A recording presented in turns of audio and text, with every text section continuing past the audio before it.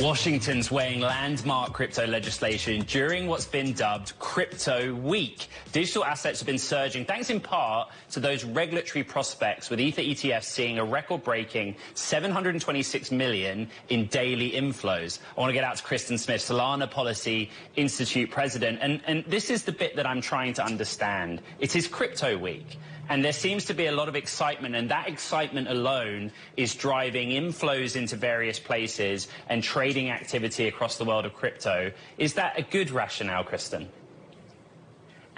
Well, Ed, first of all, happy Crypto Week. It's great to see you. Yeah, I think there's a lot of excitement within the crypto industry, within the policymaking industry, but within the broader financial services industry around what's happening in Washington here today. Later this afternoon, the House of Representatives is going to vote on 3 bills: the Genius Act, which regulates stablecoins; the Clarity Act, which is the House's version of market structure legislation; and the third bill on central bank digital currencies. So this is a really historic week, and one of those bills, the Genius Act, is going to go on its way to the White House for the president's signature. This is going to be the first time the U.S. government has put a new federal regulatory framework in place. And so I think this is showing the entire market that this is a technology that's here to stay, and it's got the full backing of the U.S. government. Something very interesting happened this week. It was Crypto Week, but it was also earnings week for the banks. And I'm looking down at the list. You had the CEOs of JP Morgan, Bank of America, and Citigroup all basically acknowledge the digital dollar, but then note that it's a threat to how banking is currently done. In the context of this legislation that's going through, what do you make of that? Those heavyweights of Wall Street and finance saying, we got to think about this. Yeah, well, I've also seen a lot of those heavyweights talk about getting into the stablecoin industry themselves. And so I think what we have here is there's going to be an upgrade of our technology. Crypto rails, open public blockchains like Solana, for example, are very good for recording transactions and moving payments around the world in a timely manner. And so I think what we're going to see in the years ahead is a real upgrade to our system, one that will lower costs, but will also bring new opportunities. I think what's really great about this legislation is that it will spur innovation across many different sectors, and that innovation is really where the U.S. economy sees its growth come from. And so this is a real opportunity, I think, for crypto, for traditional finance, and for the businesses and consumers here in the United States.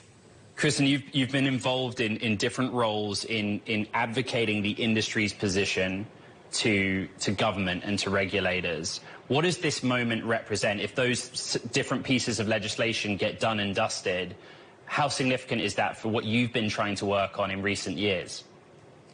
Yeah, well, I've been in the crypto advocacy space for almost 7 years now. And so for me, this week is the highlight of my career. I have a red dress I bought to hopefully wear to the White House bill signing ceremony, and I think it's a really big moment. But really, this is, I think, the true opportunity for the American people. I think for a long time, our financial services system has been, sort of stuck in on old technology, and this is the first step forward. And so I'm, very excited that we've had such strong leadership with Senator Hagerty, Senator Gillibrand, also Congressman Thompson and Chairman Hill in the House, and then President Trump and David Sachs and Bo Hines for really, really digging in and making this a priority. I think it's something that we're going to see pay off for all of the American people in due time.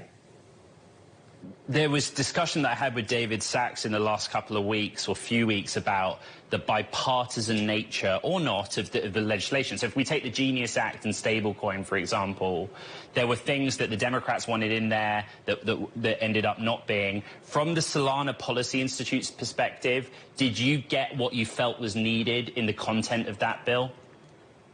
Yes, at Solana Policy Institute, we're very happy with the way that the Genius bill ended up. And people who know me, I'm very skeptical of early drafts, but that's why we have advocates in Washington who can work with Congress, fine-tune the legislation, and make sure that it has the customer protections that the policymakers want, but also is done in a way that allows those who are building around the technology to have the certainty that they need in order to build and innovate. And so I think they've nailed it here with the Genius Act. I think it's really good language, and I think it's one of the reasons why the House is going to, sort of pass it without changes and send it on to the president's desk. There is another issue, the market structure issue, that debate is continuing to happen. And so, if there's any